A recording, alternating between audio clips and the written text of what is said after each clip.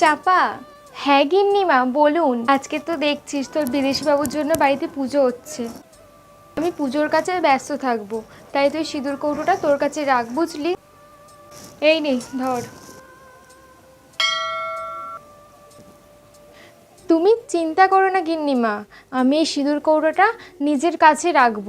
আচ্ছা ঠিক আছে, সামনে রাখিস। গিন্নিমা যখন এত ভরসা করে আমার কাছে সিঁদুর কৌটোটা দিয়েছে, তাহলে আমি সিঁদুর কৌটোটা শক্ত করে ধরে রাখবো।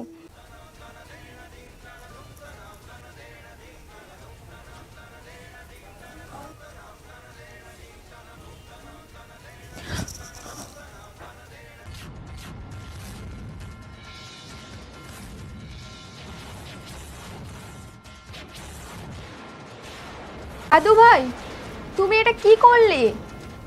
বাবু, এটা তুই কি করলি? দাদা ভাই, তুই এটা কি করলি? এটা আপনি কি করলেন বিদেশি বাবু? What happened, guys? দাদু ভাই, তুমি বুঝতে পারছো না তুমি কি করেছো? তোমার হাতে ধাক্কা লেগে ঠাকুরের সিঁদুর আমার সিঁথি রাঙিয়ে দিল। তোমার হাতে ধাক্কা লেগে চাপার সিঁথিতে সিঁদুর পড়েছে। চাপা আজ থেকে তোমার বউ। কিছুই তো হয়নি, শুধু ধাক্কা লেগে সিঁদুরটা পড়ে গিয়েছে। এটা আপনি কি করলেন বিদেশি বাবু? আমি তো আর বাইরে কাউরে মুখ দেখাতে পারবো না, আমি তো আমার গ্রামে আর ফিরেও যেতে পারবো না। এই মেয়ে, তোকে তো আমি ভরসা করে সিঁদুর কৌটোটা ধরতে দিয়েছিলাম, তুই ইচ্ছে করে এগুলো করলি বল? না গিন্নিমা, আমি এসব কিছু ইচ্ছে করে করিনি। তুই ইচ্ছে করে বাবুর হাত দিয়ে সিঁদুরটা পরলি। তোর এই বাড়ির বউ হওয়ার এত লোক? বড় বৌমা, ওটা আমাদের কালিমার সিঁদুর, আর সেই সিঁদুর চাপার মাথায় উঠেছে, তার মানে চাপা আজ থেকে আমাদের এই বাড়ির ছোট বউ। এটা হতে পারে না, চাপা সবকিছু ইচ্ছে করে করেছে। দাদু ভাই, তোমাকে একটা কথা বলছি। দিদুন, কি হয়েছে? আমি তো কিছুই বুঝতে পারছি না, তোমরা কেন এত রিঅ্যাক্ট করছো? তোমার হাতে ধাক্কা লেগে চাপার মাথায় সিঁদুরটা উড়ে গিয়ে পড়েছে, এটা তোমাকে মেনে নিতেই হবে যে আজ থেকে চাপা তোমার বউ। মম ট্রাস্ট মি, আমি ইচ্ছে করে কিছু করিনি। তোর এত লোক চাপা, তুই আমার এই সাদা সিধে ছেলেটার গলায় ঝুলে পড়লি। গিন্নিমা,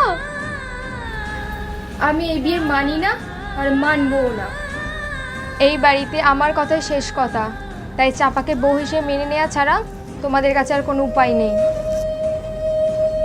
চাপার মাথায় যখন সিঁদুর উঠেই গিয়েছে, তাই আজ থেকে চাপায় জোড়া বাড়ির ছোট নাতবো। কোন গ্রামের গেও মেয়ে আমাদের বাড়িতে খেয়ে পড়ে বড় হলি, সে কিনা আমার ছেলের বউ? এগুলো বড়লোক বাড়ির ছেলে দেখে আমার ছেলেটার গলায় ঝুলে পড়লো। থাক বড় বৌমা, এই বাড়ির কর্ত্রী আমি। আমি যখন বেঁচে আছি তখন আমার কথাই শেষ কথা।